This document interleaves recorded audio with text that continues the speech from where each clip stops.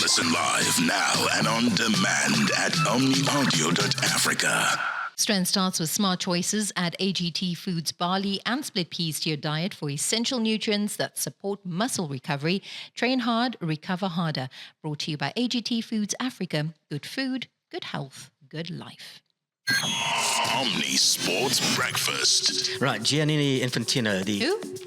Is it Gianni Infantino? You got it. Yeah, Gianni Infantino, sorry. Although Donald Trump calls him Gianni. Gianni Infantino, Johnny, good as friends. in Johnnny. Yeah, it's the way he says it. And it's the way AI actually does the transcript. Johnny. It's the weirdest thing. But he's such a suck-up. This is what TalkSport actually recorded his... He put this on Twitter. He was at the inauguration and he put this thing on Twitter. And this is what TalkSport produced. Gianni Infantino was a guest at the inauguration yesterday on Capitol Hill. And I look, there's Bezos and Zuckerberg and there's Musk and Biden. And who's that behind Bill Clinton is Gianni Infantino. What the heck was he doing there? Well, of course, off the back of Trump mentioning the World Cup coming to the USA, Gianni was there in full flow. And then he took to social media afterwards saying how thrilled he was.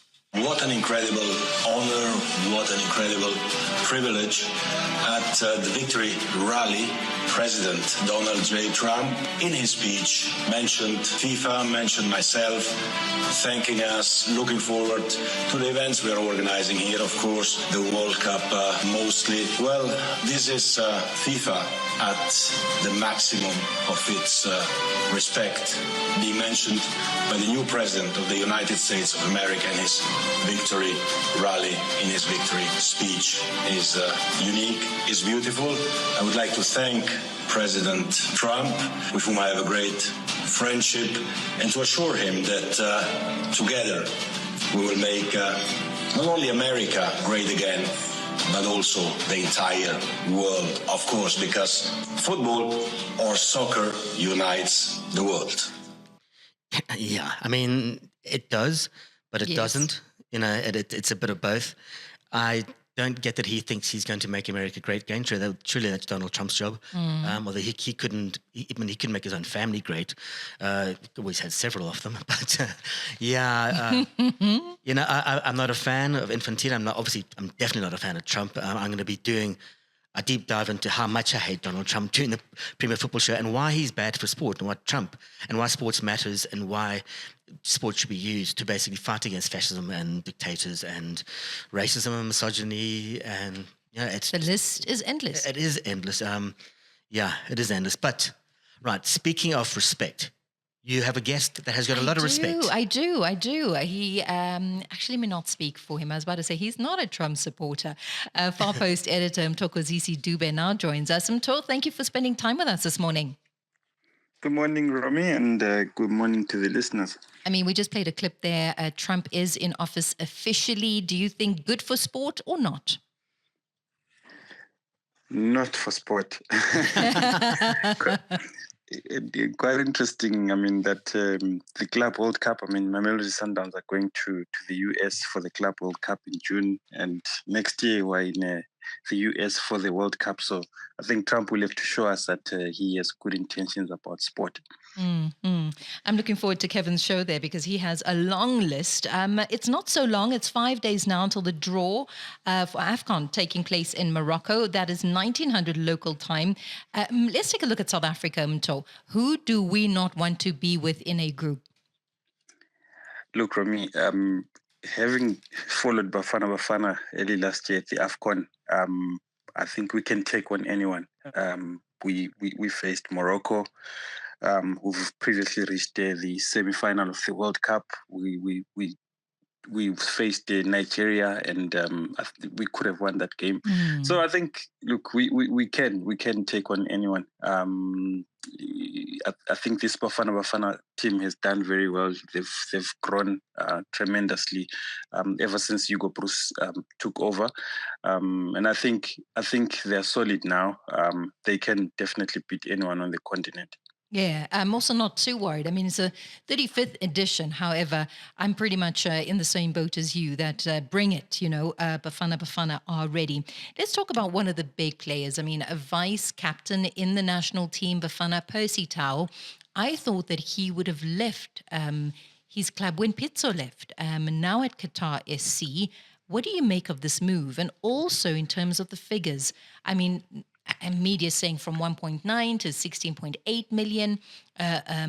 It's a lot of money, but I know that you've got some inside info.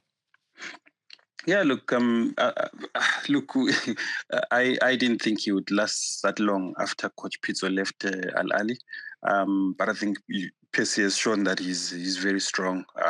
He continued, fought, and stayed for another 2 seasons. And at some point there was talks between him and Kaizer Chiefs. The coach of Kaizer Chiefs, Nasruddin Nabi, wanted him so much.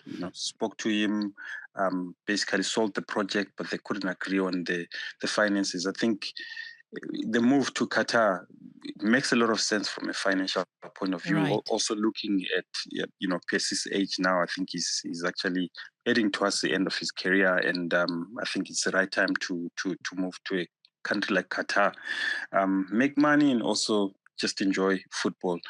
But also, when you look at this season, I got the sense that the coach of Al Ahly wasn't really keen on playing him.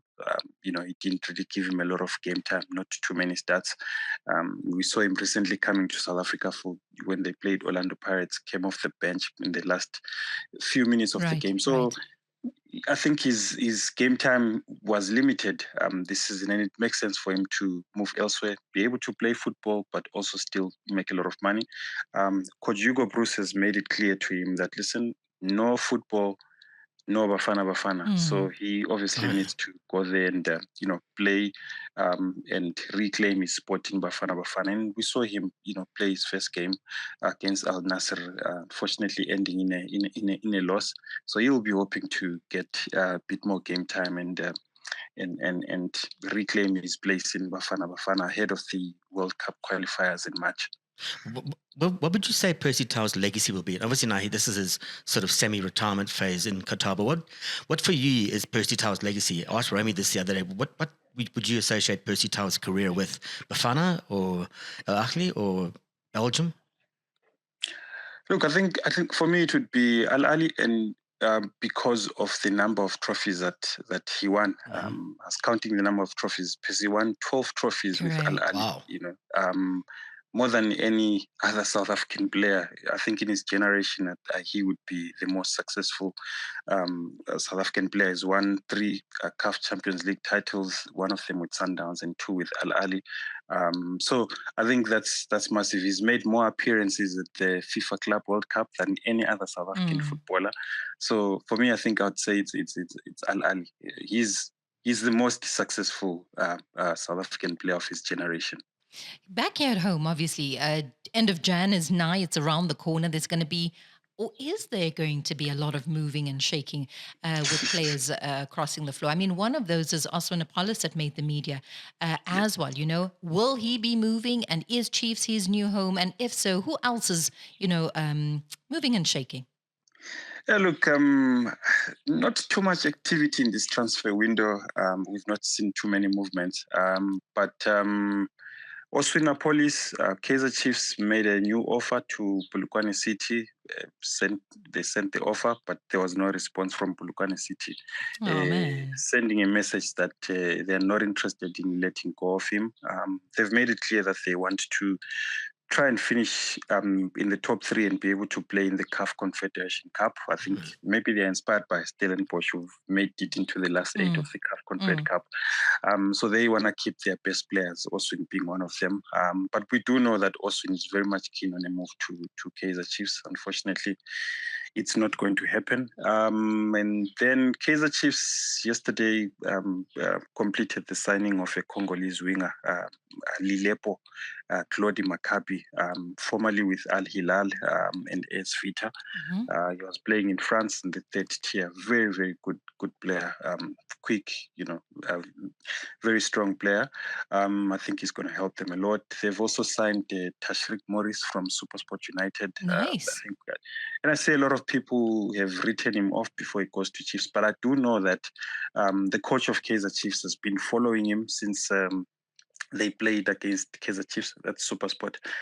He scored the only goal in that 1-0 win. So he's been following him, and he feels that he's a player that can help with his hold-up play, the presence in the box, the pace that he brings. So he's the second signing for Kaizer Chiefs. And then we do know Mamelodi Suundowns have already announced Jayden Amdams from Stellenbosch. Very interesting move. 23-year-old midfielder. Bafana, a good attacking midfielder, So, but there's a lot of competition in his position. Way too much. Do we not see him disappear while he fights for his place? I fear he may disappear when I look at the players that he's going to compete with. Marcelo Allende is one of the best midfielders in the league. So he's going to compete with him. And the coach of Sundowns seems to prefer to play a lone six, meaning either Tebogo Mokoena or Tusi Obas, both national team players, then play that 8 role, which is where he plays. So it's going to be a bit difficult for him. But also, interestingly, we see Lebo Mutiba. He's training with Mamelodi Suundowns. I'm happy about that. We do know he left Strasbourg in France early last year. So he's obviously looking to make a return to football after a long injury layoff.